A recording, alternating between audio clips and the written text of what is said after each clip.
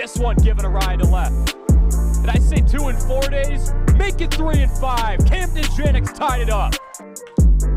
Janik belts one to left. How about back-to-back jacks? Camden Janik, his first long ball on the season, and Kenosha's up 2-0. Starter, pinch hitter, doesn't matter tonight. Camden Janik out of the ballpark. Welcome to another Minor League Minute video and one of our first interviews on this channel. I'm Corey Sparks, one of your 6 content creators on the team.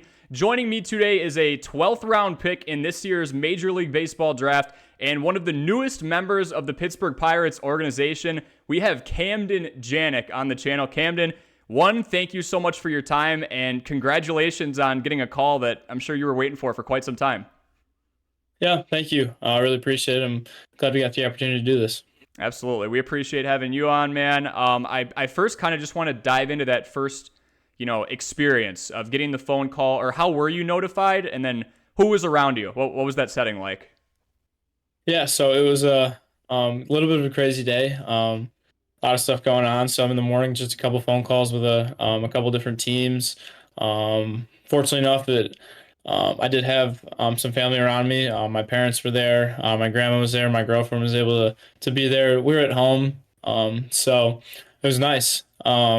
Yeah, so just as the draft started, just kind of was talking with some of my coaches in Illinois, just kind of helping me throughout the process, how that's going to work and, what might happen. And so fortunately, early on in day 3 of the draft, the Pirates called, and I've loved everything. I've grown to know about the Pirates organization, so I'm really happy that they called and everything worked out well. So it was definitely a relief and an exciting moment when that call came through and I finally saw my name on the board. Could you kind of walk me through the scouting process as a whole? I remember following you on Instagram probably a little bit before you started with the Kingfish and Summer Ball last year, and we'll go into that conversation too. You were it was some workout with the Tigers, I think, if that rings a bell. And in general, how long and how many different visits and all that? What did that process look like from the get-go?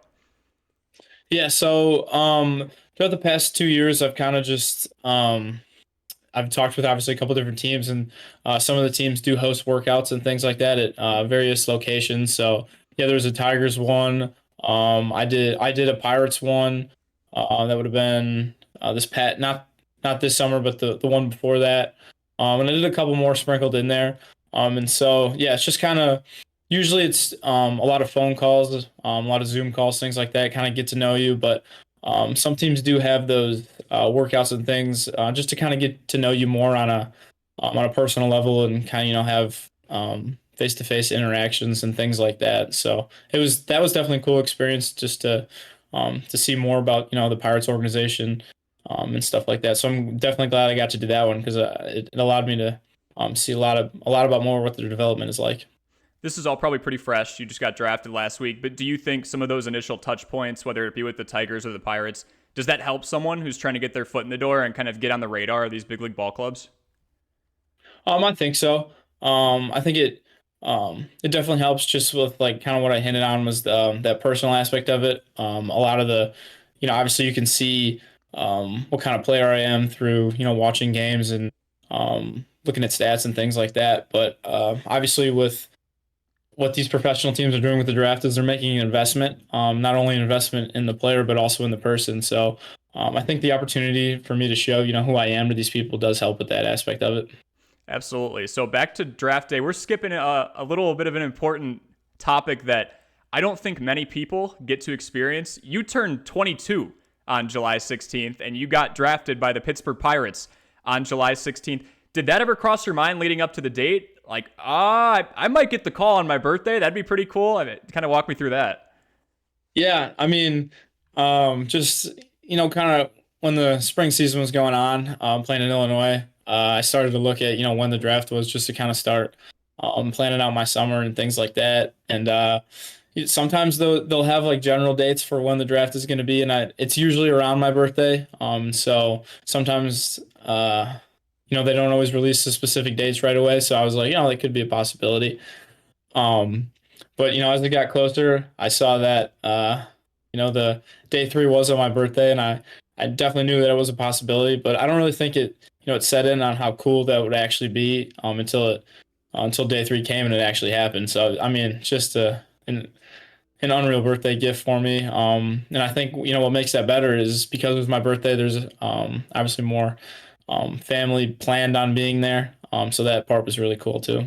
Yeah, that's awesome. So from being someone who just turns 22 and gets drafted by the Pirates to, the beginning, where is the beginning, I guess? How did your baseball journey start? When did you start playing?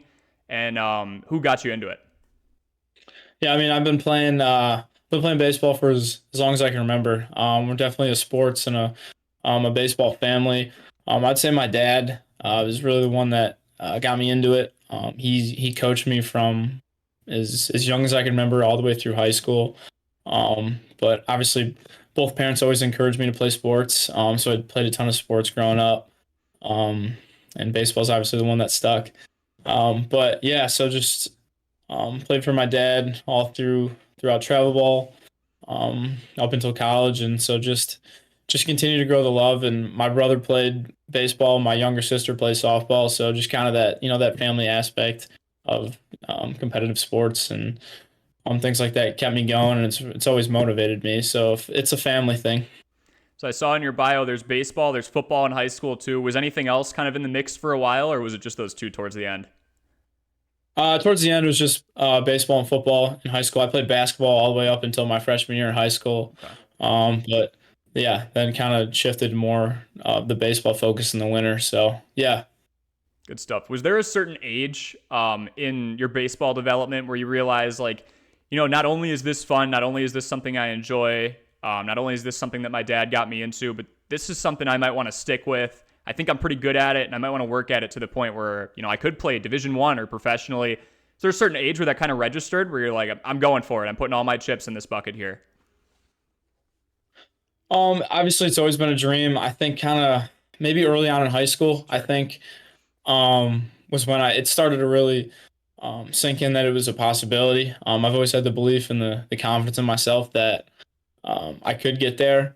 But obviously, it's not always up to me. And so early on in high school, when I started to kind of get recruited by colleges, I started to really realize that it was a possibility. And yeah, that's kind of when I made the decision that, this is what I want, and I'm gonna really go for it. Absolutely. Favorite team and player growing up? I'm only going to ask that in general, I'm curious. I know you're from Illinois. I know you went to college in Illinois. I am a Cubs fan, so no pressure here, but who was your team growing up? Cubs fan growing up. Okay. So you're in the Central now too. That's pretty cool. Yeah, in the division, yeah. Any players you liked, whether they were on the Cubs or certain backstops that you looked at mechanically and you were like, that's something I want to mimic, or did you kind of just mold yourself into a version of Camden Janik that you liked? Since I was really young, I've always loved Joe Mauer. I guess when I was younger, obviously there's not besides being a catcher and a great hitter and things like that. There's not it's hard for me to kind of look up to try to mimic him, I guess you could say, he's a 6'5" left-handed hitting catcher. There's not a ton of similarities there, but I've always loved how he played. I've always loved watching him play. As I've gotten older and started to really look at like approach and mindset and things like that, I think there are some similarities just with how well he was able to spray the ball around the field and how much of a balanced hitter he was, which are kind of two attributes that I think I have. Yeah, I mean, even the plate discipline, too. It's funny you mentioned Joe Mauer, obviously, with him being honored this week as well. I think there's, a lot of similarities there. Coming out of high school, maybe when you're watching the Cubs or you're thinking about Joe Mauer, he probably just about retired at that point. You're the number 2 catcher in Illinois. You earned all conference and all area nods across the board. You're kind of scouting, right? You're starting to look around, where do I want to continue my education? Maybe you're asking, what's a really good baseball program that I can kind of plant my feet in? If you don't mind sharing, what were some schools that were kind of in the running for you? And then ultimately, what made you decide Urbana is where I want to call my home for the next few years? Yeah. So it was a really, it was a cool process. Getting scouted by colleges. I was blessed to be able to, kind of start that process early on in high school. And Illinois, fortunately, was there early on in high school, which is, I'm really happy about that. So I was the majority of the schools that were looking at me and I was talking to were Big Ten schools. There were some, a couple other schools sprinkled in like Louisville and things like that, but mostly Big Ten schools. Um, that's where I wanted to be. I wanted to play in the Big Ten. So my mom and brother are both Big Ten alumni. My mom went to Michigan State. My brother went to Purdue. So I've always loved the Big Ten, the conference, the atmosphere, the just the kind of the reputation that it has, and the atmosphere between just the education, but the college football atmosphere, just the college athletics environment. And so I was looking at a couple different ones. Michigan and Illinois were two of the later ones, and so being from Illinois, we went to a couple of Illinois baseball games growing up. And so just when they came calling, and talked with the coaches and things like that, I kind of knew early on that that's where I wanted to be. Just I love the aspect of representing in state and things like that. And so obviously it was great baseball. The academics there are outstanding. So those aspects you can see online, but once I talked with the coaches and some of the other players and things like that, I really knew that that's where I wanted to be. You highlighted it being your home state. How close was Urbana, or is Urbana, to your hometown? It's about 3 hours, so Okay. it's a good distance. Yeah. That's like, you can drive. It's a bit of a trip, but you're not right on top of home. You still feel like you're away at college for a bit. Yeah, exactly. Yeah, good stuff. So let's just kind of look through your first couple years at Illinois. I've always heard, especially as an underclassman, certain individuals don't get a ton of opportunities at first, but if you can capitalize on those, you're going to earn more playing time. If we look through your timeline, you did just that. So you went 5 for 13 your freshman year, had a pair of home runs and 13 at-bats, and then sophomore year, you really take over, and there's another backstop that comes in from a JUCO, John A. Logan Community College, and Jacob Schroeder, and you guys kind of work compatibly. It looks like if one person was the DH, the other one was the backstop, and you both excelled. What was your relationship with Jacob like, and how can you kind of describe that evolution of the last 2 years where you guys really grew together? Yeah, Jacob's awesome. He's definitely one of the guys I'm closer with on the team. Going into it, I didn't really know how that was going to look. When I saw they were bringing in JUCO catcher, you never really know how those things are going to be. But from day one, he's one of the nicest people you'll ever meet. And so the relationship is, it's definitely competitive for obvious reasons, but I think we're each other's biggest supporter on the teams. We always, it's a total, selfless relationship. We always want to see each other succeed. And I think it brought benefit to both of us to, not have to, catch every day or have that burden or anything. And so just kind of having that, that knowledge of, there's a rotation with the catching. I think it can kind of definitely help each other out with rest and things like that. So it's been great. It's been a really cool experience, especially just because there's someone right there who's extremely talented to bounce ideas off of. I was just going to say that probably helps both of your developments when you've got two high caliber catchers for a Big Ten school that just won a regular season championship. We'll dive into that in a bit as well. You can kind of pick each other's brains, and maybe it's more than just looking at yourself on film. You've got someone else who understands the position, right? Yeah, definitely. So I mean, we can just, like you said, the film thing, there's obviously a ton of room for growth there, and watching yourself. But I mean, we just, sit in front of a machine for a while and receive and things like that, and we'll be able to get each other instant feedback and allow for development that way. So yeah. That's awesome. And I see you guys were fooling around on social media a lot this year, so it looks like a pretty good relationship there. 2024 alone. So I've got all Big Ten first team for you. Rawlings All-America, you're on third team there. You led the team hitting 356, and then the brother went to Purdue, right? Yep. And you hit a grand slam against his alma mater to seal the Big Ten regular season championship. Initial thoughts there? Did you and him have any back and forth on really, Camden, you had to do it to them, or what was that like? Yeah, there was definitely some back and forth there, especially going into the weekend. It was awesome. He was actually able to be there that weekend. So that definitely made the whole weekend a lot cooler. So to be able to do it, just to be able to do it in general, but to be able to do it on that field, just with, with all my family in attendance there. Not necessarily to do it, to his alma mater, Right. but just because he was in college while I was in high school.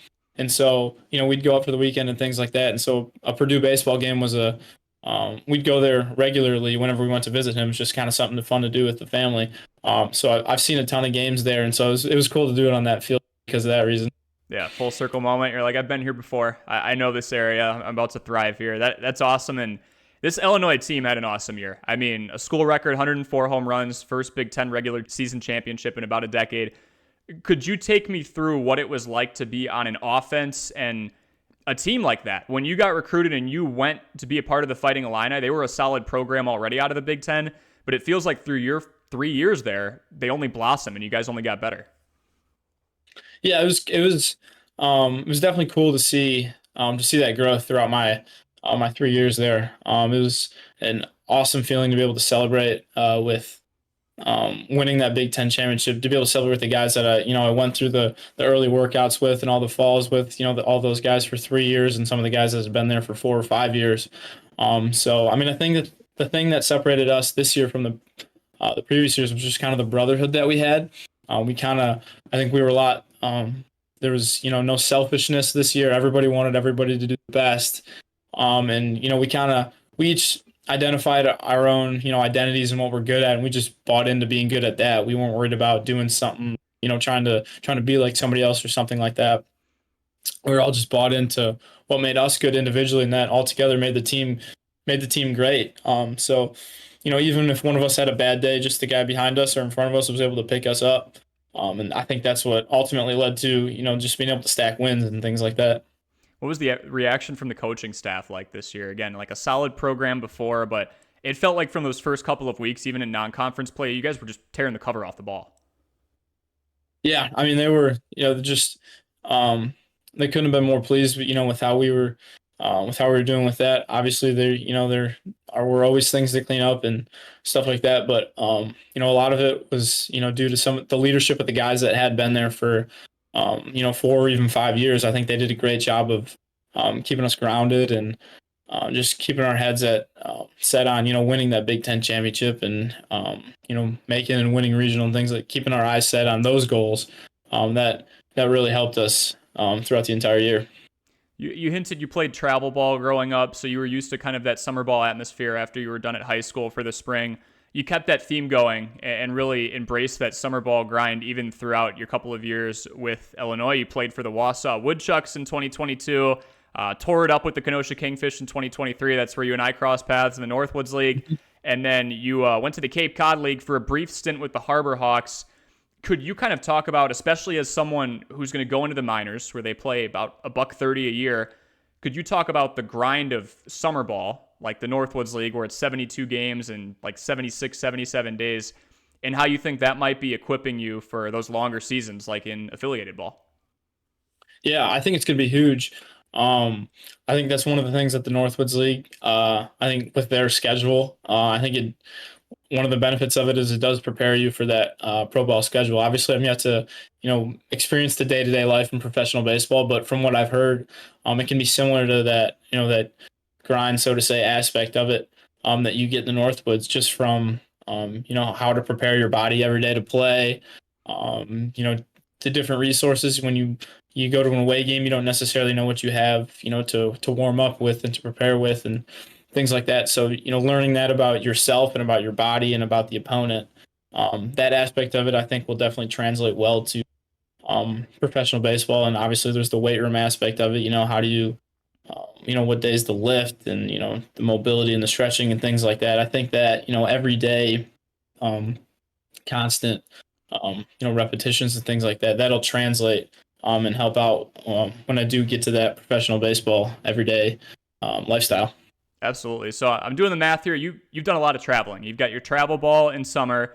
Then you go to Illinois, obviously non-conference and even conference play. You're flying all over the country. Northwoods, you're kind of doing the same thing in that Midwest region. And then you go to the East Coast just a few weeks ago now. Favorite stadium that you've played at so far, and maybe favorite town or area that you've kind of had the time to sightsee in between playing some ball games? Favorite stadium. Oh, there's been some cool ones. Yeah, you can list a couple. I won't be picky. Yeah. I mean, it's cool. I've always loved. I mean, the Big Ten tournament is in Omaha, where the College World Series is at, so that's a hard one to pass up on. That one's always awesome to play. Unfortunately, I was had the ability to do it 3 times, which has just been sweet. Um, I'd say in the Northwoods League, Traverse City is always a fun one to play at. I would imagine you've been there to see that atmosphere. It's a beautiful town. The stadium's awesome. You know how that's built. The fans are great there, so that's always a cool one. Um, yeah, I mean, I'll just say, I mean, it's kind of known that the Cape Cod League, the fields there aren't, what they are in college. They're, more high school fields, things like that. But just the atmosphere there, is really cool. So that's a unique experience and one I really enjoyed, playing at, just with, kind of um, there's a lot of tourists, but there's also a lot of townspeople that'll come in and watch the games. It's free admission. You walk in, there's a lot of people in lawn chairs. So that atmosphere of it's really cool. That's definitely like a real summer ball atmosphere with that. So any of those fields are really cool.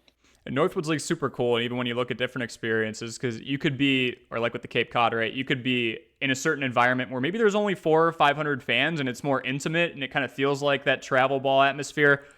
Or you could be in Omaha, and the whole world's watching, right? So it's kind of cool to see that dynamic. Your next stop is Bradenton. Lecom Park's going to be the destination there. That's the second oldest active ballpark in the minors, behind, I believe, Jackie Robinson Stadium for the Daytona Tortugas. What are your thoughts on joining, of all the farm systems, one of the top ones right now? They just saw Paul Skeens fly through there up to Pittsburgh over the course of about a year. O'Neill Cruz recently, even somebody like Termar Johnson, who started his season off there last year. What's it like to see some of the top prospects traveling the same route that you're about to start? Yeah, definitely one of the main reasons why I'm excited is just because of the young team that it is. And obviously the drafting that they've done in recent years past has been very good. And the development they've had, there's been a lot of quick jumps to the majors, and there's also been a lot of good development through high school guys. And so I've heard a ton of about how their development process works and the outstanding personnel that they have. So that's one of the main reasons why I'm incredibly excited to be a Pirate. And then obviously it's the players and the organization too. Obviously, you mentioned Paul Skeens, and there's a ton of other pitchers there. I mean, there's in the next couple of years, I think they're going to have 4 or 5 young starters who are all going to be outstanding. There's I think Jared Jones is coming up soon. There's Quinn Priester, a guy who's kind of from around this area too, who's a young guy in the rotation, other than some of the high school guys that you mentioned. So especially as a catcher, that's awesome for me to see, just because with the hopes of one day I'll be able to catch all those guys. Yeah, even seeing guys like Henry Davis who have kind of made their way up through there, and the quick development too. Some of these top prospects, they're flying through. Is that encouraging to you? Because I know some people that they're in the minors for 3, 4, 5 years, and everyone's got their own learning curve. But if you impress in the Pirates organization, it doesn't look like you're going to be down in single A or high A very long. Yeah, I mean that's definitely a cool thing to see. So not only are they seem to be getting guys up there quick, but the guys that they have brought up are doing really well. And so that's really good to see. So that it's baseball first there, and the guys that their development are doing well. So that is really exciting for me to see. Absolutely. It's okay if you're not allowed to share this. I am a little curious though. Do you know when you're moving down to kind of start in single A, or is that specific date kind of still to be determined? Kind of to be determined. I'll probably be going down there sometime this next weekend. But there's a ton of other things you got to get done before that. There's like medical things and that sort of thing. And I think there's some just like I guess practice days or that sort of thing before you kind of get going with the team. So not too sure yet, but hopefully the next couple of weeks. Absolutely. All right, Camden, we will close with this. You're going into the Pirates system. We've mentioned some of those great names that have already kind of built a legacy for themselves. I know who you are, but some people who are following Pirates baseball from the ground up maybe don't yet. What kind of a reputation and player and legacy and everything in between, what are the Pirates getting when they took you in the 12th round? I mean, I think you're getting a guy who's going to give 100%, 110% every day. There's the stuff you can see on paper with the stats and things like that. But more importantly, I just want to be, I want to be a good person. I want to be, known as a man of God and somebody who people enjoy to see at the park every day. And I think I want to use that, the positive culture that I bring and things like that to motivate others, to make the Pirates organization better as a whole. And so you're just, you're getting somebody who's completely dedicated to bettering the Pirate system overall. So, obviously I want to better myself individually and, get to the majors and excel there and do things like that. But, I want to help the people around me get better too. And so I'm going to do, everything on and off the field I have to better myself and the system. Absolutely. And I could tell, Camden, from, spending a couple of months with you and seeing how you interacted with everybody in Kenosha, they're getting obviously a man of faith. You've mentioned that before, and someone who's a phenomenal teammate, constantly cheering on everybody around him. Best of luck to you, man. I appreciate you coming on here and talking with us today. Yeah, thank you. This has been really cool. I'm glad we could do it. Everybody keep an eye on Camden Janik, 12th round pick in the MLB draft this year in 2024, and a new member of the Pirates organization. I'm Corey Sparks. This is another video on Minor League Minute. Stick around for more content.